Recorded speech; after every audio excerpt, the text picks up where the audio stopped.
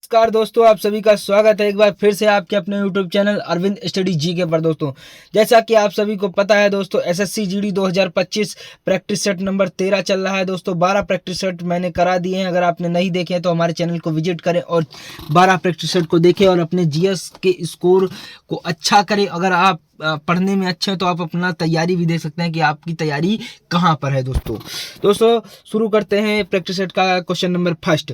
गोलमेज सम्मेलन कहाँ आयोजित किए गए थे? तो 3 गोलमेज सम्मेलन हुए थे दोस्तों। 1930 से स्टार्ट हुए थे, 1932 के मध्य 3 गोलमेज सम्मेलन हुए थे। और दोस्तों जो गोलमेज सम्मेलन हुए थे वो हुए थे लंदन में। दोस्तों अगला क्वेश्चन देखते हैं। निम्न में से लाल पाल एवं बाल से किसका संबंध नहीं है? दोस्तों तो इसमें अगर आप आसानी समझिए, लाला लाजपत राय, पाल से विपिन चंद पाल और बाल से बाल गंगाधर तिलक। तो गोपाल कृष्ण गोखले का संबंध नहीं है दोस्तों। और दोस्तों अगर आपसे एक क्वेश्चन पूछता है गांधी जी के गुरु कौन है, तो गोपाल कृष्ण गोखले गांधी जी के गुरु हैं। अगला क्वेश्चन है, किस मुगल शासक ने हिंदुओं पर जजिया नामक कर लगाया था? जजिया कर मोस्ट इंपॉर्टेंट है। हिस्ट्री से तो ये जजिया कर से क्वेश्चन बनता ही है।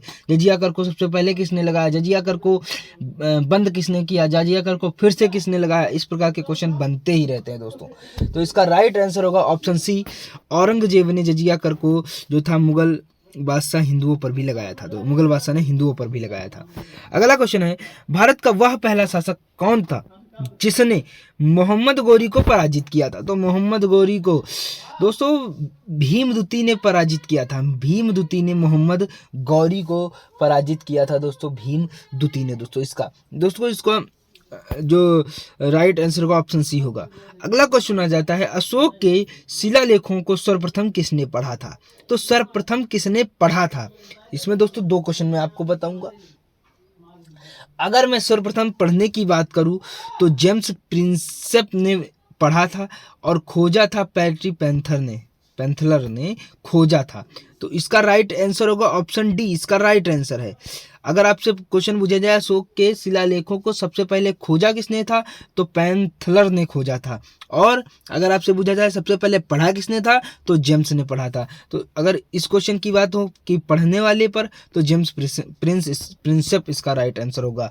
अगला क्वेश्चन आ जाता है, युद्ध अभ्यास 2008 सैन्य अभ्यास का आयोजन भारत के किस राज्य में हुआ था? दोस्तों यह क्वेश्चन पुराना है दोस्तों, लेकिन इस क्वेश्चन को डालने का जो मेरा मकसद था वो ये है कि उत्तराखंड में, क्योंकि युद्ध अभ्यास जो है, यह युद्ध अभ्यास अभी भी कैरी ऑन है। मतलब 2018 में हुआ, ये 2024 में भी हुआ है। आपको देखना है ये कहाँ पर हुआ था, क्योंकि 2000 में प्रीवियस ईयर क्वेश्चन करा रहा हूँ, तो ये 2018 वाला हुआ क्वेश्चन प्रीवियस ईयर में आया हुआ है, इसलिए इसमें है दोस्तों।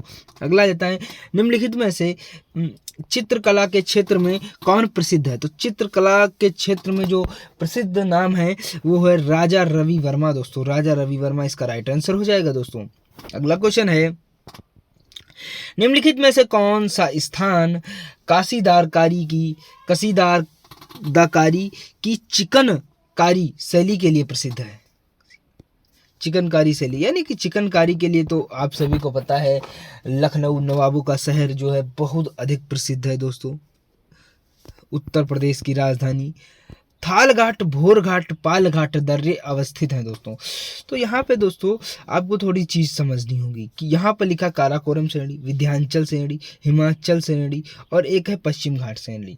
तो अगर मैं बात करूँ तो भारत के इस प्रकार से ये पश्चिम घाट है या पूर्वी घाट है।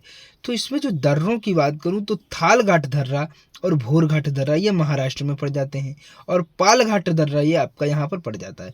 तो ये तीनों दर्रे आपके पश्चिम घाट पर पड़ जाते हैं। तो इसका राइट आंसर क्या हो जाएगा? पश्चिम घाट हो जाएगा दोस्तों। पश्चिम घाट इसका राइट आंसर हो जाएगा। अगला दोस्तों क्वेश्चन देखते हैं, क्षेत्रफल की दृष्टि से भारत का विश्व में स्थान है? तो क्षेत्रफल की दृष्टि से भारत का विश्व में स्थान है 7वां। अगर आपसे पूछ लिया जाए पहला स्थान किसका है, तो रूस का है दोस्तों। निम्नलिखित में से कौन कायांतरिक चट्टान है? तो कायांतरिक चट्टानें होती हैं, पहले तो होती हैं अग्नि चट्टानें, फिर अवसादी चट्टानें, फिर कायांतरिक चट्टानें। तो इसमें से जो कायांतरिक चट्टान है वह है आपका ऑप्शन सी, संगमरमर। संगमरमर दोस्तों कायांतरिक चट्टान है। आयोडीन की कमी से कौन सा रोग होता है? दोस्तों ये आपने हाई स्कूल इंटर में भी बहुत पढ़ा होगा कि आयोडीन की कमी से घींघा रोग हो जाता है दोस्तों, घींघा रोग।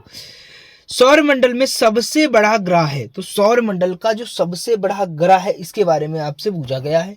इसकी जो राइट आंसर होगा ऑप्शन सी होगा बृहस्पति। इस क्वेश्चन के बारे में थोड़ा सा नॉलेज में और दूंगा आपको दोस्तों।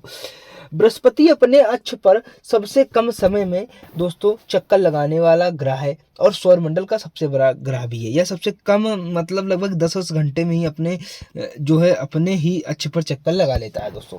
दूसरी बात यह है कि आपका यह एक बाहरी ग्रह है, बाहरी आंतरिक ग्रह आप समझते होंगे। जैसे यह सूर्य हो गया, सूर्य से बुध, शुक्र, पृथ्वी और मंगल, ये जो ग्रह होते हैं ये आंतरिक ग्रह की श्रेणी में आते हैं दोस्तों। आगे के लिए मैं नीचे बना रहा हूँ, अगर फिर मैं इधर करूँ इसके आगे फिर यहाँ पर बृहस्पति पड़ता है, फिर यहाँ पे शनि पड़ता है, फिर यहाँ पे अरुण, फिर यहाँ पे वरुण पड़ता है। तो ये जो 4 ग्रह हैं यह बाहरी ग्रह है, यह आंतरिक ग्रह हो जाते हैं। तो बृहस्पति एक बाहरी ग्रह भी है।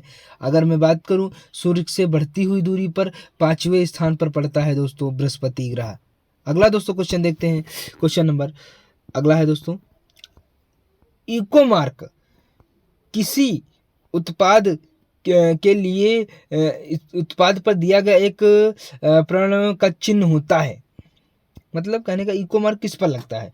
तो इको मार्क जो लगता है दोस्तों वो 14 नंबर का क्वेश्चन बी पर, यानी कि पर्यावरणीय दृष्टि से अनुकूल जो होती है उन पर लगता है इको मार्क।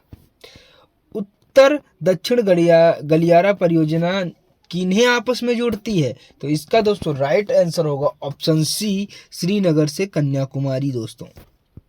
अगला क्वेश्चन है, नाबार्ड है एक, यानी कि नाबार्ड जो है वो क्या है? तो यह एक बैंक है जो कि किसानों से संबंधित बैंक होती है दोस्तों। अगर इसके फुल फॉर्म की बात करूं तो राष्ट्रीय कृषि और ग्रामीण विकास बैंक इसको कहा जाता है। इसकी स्थापना की बात करूं तो 12 जुलाई 1982 में इसकी स्थापना हुई थी दोस्तों नाबार्ड की, और इसका मुख्यालय मुंबई में है दोस्तों, मुंबई में है दोस्तों इसका मुख्यालय। अगला दोस्तों देखते हैं, मार्च 2023 में उत्तर प्रदेश के किस जिले में रेशम कृषि मेले का आयोजन किया गया है? तो दोस्तों रेशम कृषि मेले का आयोजन गोरखपुर में किया गया है दोस्तों। कहाँ किया गया है? तो गोरखपुर में किया गया है दोस्तों। और एक चीज मैं बता दूं 2025 के लिए कि उत्तर प्रदेश में इस समय 76 जिले हैं, ना कि 75 हैं।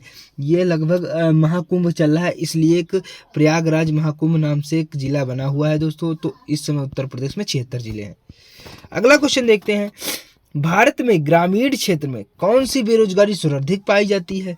तो दोनों बेरोजगारी पाई जाती है। एक तो 18 नंबर का जो आंसर होगा 18 नंबर क्वेश्चन का वह सी होगा दोस्तों, ए और बी दोनों। मौसमी बेरोजगारी के साथ में आपका आदर्श बेरोजगारी। मौसमी बेरोजगारी इसलिए कही जाती है जैसे कोई किसान ने कुछ बोया और उसकी फसल तैयार थी, बारिश आ गई, अधिक बारिश हो गई आवश्यकता से अधिक, तो उसकी फसल नष्ट हो गई, तो इसलिए मौसमी बेरोजगारी देखने को मिलती है। आदर्श बेरोजगारी का मतलब ये होता है कि जैसे एक कोई खेत है, उस खेत को एक आदमी एक दिन में क्या करता है, गुड़ाई कर देता है। फिर क्या किया गया, दूसरे दिन मान लिया जाए उतने ही खेत को एक दिन में 2 आदमी उसमें गुड़ाई कर रहे हो, मतलब आदमी भी 2 हो गए, गुड़ाई का समय एक ही दिन रहा। तो इसका मतलब ये हुआ कि आदर्श बेरोजगारी है, लेकिन वो दिख नहीं रही है क्योंकि उस खेत में एक ही आदमी का काम था, 2 आदमी का काम नहीं था। तो इस प्रकार से आदर्श बेरोजगारी होती है। अगला दोस्तों देखते हैं, किस संशोधन के द्वारा संविधान में समाजवादी, धर्मनिरपेक्षता और राष्ट्र की एकता और अखंडता जैसे शब्द जोड़े गए थे? तो इसका दोस्तों राइट आंसर होगा ऑप्शन ए, 42वां संविधान संशोधन हुआ था दोस्तों, उसके तहत जोड़े गए थे। और यह जो हुआ था 1976 में दोस्तों हुआ था। इसे लघु संविधान संशोधन भी कहा जाता है, या लघु संविधान की संज्ञा भी दी गई थी। राज्य के नीति निर्देशक तत्वों निर्देशक सिद्धांतों के अनुसार किस आयु तक के बच्चों को निःशुल्क और अनिवार्य शिक्षा देने की आशा दी गई है? तो इसका दोस्तों राइट आंसर होगा ऑप्शन ए दोस्तों। ऑप्शन ए इसका राइट आंसर होगा, 14 वर्ष तक के बच्चों को दिया गया है दोस्तों। दोस्तों उम्मीद करता हूँ आप सभी को वीडियो पसंद आई होगी। वीडियो को लाइक करें, चैनल को सब्सक्राइब करें, बेल आइकन भी दबा दें दोस्तों। मिलता है नेक्स्ट वीडियो में, तब तक के लिए जय हिंद, जय भारत।